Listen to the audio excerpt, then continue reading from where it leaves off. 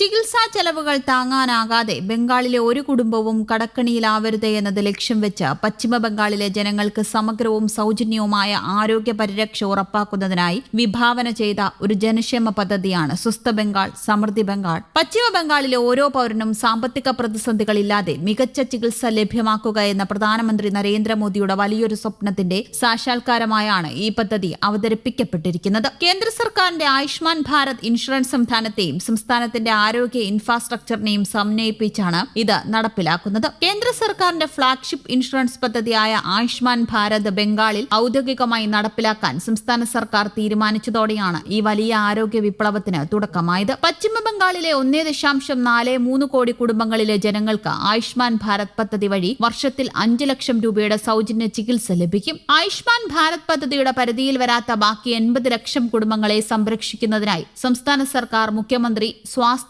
ബീമാ യോജന ആരംഭിച്ചു. ഈ കുടുംബങ്ങൾക്കും ഇതേ രീതിയിൽ 5 ലക്ഷം രൂപയുടെ ക്യാഷ്ലെസ് ചികിത്സ ലഭ്യമാക്കും. ഈ പദ്ധതി വഴി ബംഗാളിലെ ജനങ്ങൾക്ക് സംസ്ഥാനത്തെ 1240 സ്വകാര്യ ആശുപത്രികളിലും 627 സർക്കാർ ആശുപത്രികളിലും മാത്രമല്ല ഇന്ത്യയിലുടനീളമുള്ള 38,604 എംപാനൽ ചെയ്ത ആശുപത്രികളിലും സൗജന്യമായി ചികിത്സ നേടാം. ഉദാഹരണത്തിന് ബംഗാളിൽ നിന്നുള്ള ഒരു തൊഴിലാളിക്ക് കേരളത്തിലോ മറ്റിടങ്ങളിലോ വെച്ച് സുഖമില്ലാതായാലും അവിടെയുള്ള അംഗീകൃത ആശുപത്രിയിൽ ഈ സൗജന്യ ചികിത്സ ലഭിക്കും. ചികിത്സാ പരിധിയിൽ വരുന്ന രോഗികളുടെ എണ്ണം 1700 നിന്ന് 1950 ഉയർത്തിയിട്ടുണ്ട്. കാൽമുട്ട് മാറ്റിവെക്കൽ, ഇടുപ്പല് മാറ്റിവെക്കൽ തുടങ്ങിയ ചിലവേറിയ ശസ്ത്രക്രിയകളും ഇതിൽ ഉൾപ്പെടുന്നു. 70 വയസ്സിന് മുകളിലുള്ള എല്ലാ മുതിർന്ന പൗരന്മാർക്കും പ്രായഭേദമന്യേ ഈ പദ്ധതിയുടെ ആനുകൂല്യങ്ങൾ പൂർണ്ണമായും ലഭ്യമാകും. ഒരു കുടുംബത്തിൽ എത്ര അംഗങ്ങൾ ഉണ്ടെങ്കിലും എല്ലാവർക്കും ഒരൊറ്റ കാർഡിലൂടെ ഈ ഇൻഷുറൻസ് പരിരക്ഷ ലഭിക്കും. മുൻപുണ്ടായിരുന്ന രോഗങ്ങളും ആദ്യ ദിവസം മുതൽ തന്നെ ഇതിൽ കവർ ചെയ്യപ്പെടും. മികച്ച ആരോഗ്യ സേവനങ്ങൾക്കായി 100 അമൃത് ഫാർമസികളും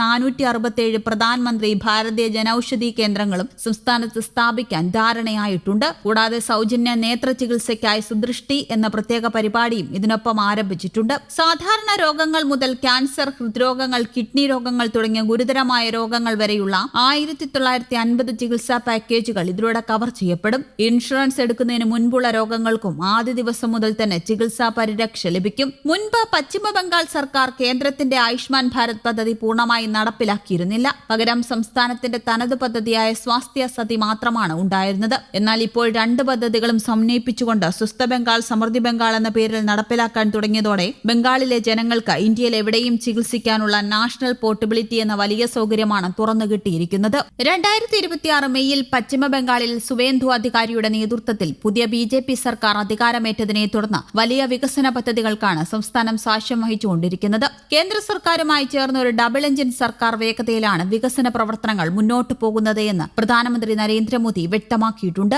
ധനമന്ത്രി സ്വപ്നൻ ദാസ് ഗുപ്ത അവതരിപ്പിച്ച 4.38 കോടിയുടെ പുതിയ വികസന നാഴികക്കല്ലുകളും ബംഗാൾ ബജറ്റിൽ പ്രഖ്യാപിച്ചു. അമുൽ കമ്പനി 700 കോടിയുടെ 2 ഐസ്ക്രീം പ്ലാന്റുകളും ശ്യാം സ്റ്റീൽ ഗ്രൂപ്പ് 15,000 കോടിയുടെ പദ്ധതിയും ബംഗാളിൽ പ്രഖ്യാപിച്ചു. പുരുളിയിൽ 4,000 കോടിയുടെ മറ്റൊരു സ്റ്റീൽ പ്ലാന്റും വരുന്നുണ്ട്. മുൻപ് ടാറ്റ ഫാക്ടറി വിവാദത്തിലായ സിംഗൂരിൽ 100 ഏക്കർ വിസ്തൃതിയിൽ വൻകിട ചെറുകിട വ്യവസായങ്ങൾക്കായി പുതിയ ഇൻഡസ്ട്രിയൽ പാർക്ക് സ്ഥാപിക്കുന്നു. പ്രതിരോധ നിർമ്മാണ hub, semi conductor plant, advanced drone ഉൽപാദന യൂണിറ്റുകൾ എന്നിവയ്ക്കായി ചർച്ചകൾ ആരംഭിച്ചു. വടക്കൻ ബംഗാളിൽ ഒരു പുതിയ എയിംസ് ആശുപത്രിയും ക്യാൻസർ കെയർ സെന്ററും പ്രഖ്യാപിച്ചു. സുന്ദർബൻ, ഡാർജിലിംഗ്, പുരുലിയ തുടങ്ങിയ പിന്നോക്ക മേഖലകളിൽ പുതിയ സൂപ്പർ സ്പെഷ്യാലിറ്റി ആശുപത്രികൾ സ്ഥാപിക്കുന്നു. വനിതകൾക്ക് സാമ്പത്തിക സഹായം നൽകുന്നതിനായി 36,000 കോടി നീക്കിവെച്ചു. ബംഗാൾ പോലീസിൽ ഉൾപ്പെടെ എല്ലാ സംസ്ഥാന സർക്കാർ ജോലികളിലും 33% വനിതാ സംവരണം ഏർപ്പെടുത്തി. സ്ത്രീകൾക്കായി സർക്കാർ ബസ്സുകളിൽ സൗജന്യ യാത്ര ഉറപ്പാക്കാൻ പിങ്ക് കാർഡ് സംവിധാനം കൊണ്ടുവന്നു. സംസ്ഥാനത്തെ ഒഴിവുകൾ നികത്താൻ അടിയന്തരമായി 1 ലക്ഷം പുതിയ സർക്കാർ തസ്തികകൾ പ്രഖ്യാപിച്ചു. ബംഗാളിലെ സർക്കാർ ജീവനക്കാരുടെ ക്ഷാമബത്ത ഒക്ടോബർ 1 മുതൽ നിലവിലുള്ളതിൽ നിന്നും 20% വർദ്ധിപ്പിച്ചു. മുൻ വർഷങ്ങളിലെ അഴിമതികൾ കാരണം പരീക്ഷ എഴുതാൻ കഴിയാത്തവർക്ക് പ്രായപരിധിയിൽ 5 വർഷത്തെ ഇളവ് നൽകി. PM കിസാന് പുറമെ സംസ്ഥാനത്തിന്റെ വകയായി 3,000 വാർഷിക സഹായവും നെല്ല് സംഭരണത്തിന് കിൻഡലിന് 200 അധിക ബോണസും നൽകുന്നു. അടിസ്ഥാന സൗകര്യ വികസനത്തിനായി 14,000 കോടിയും അനുവദിച്ചു.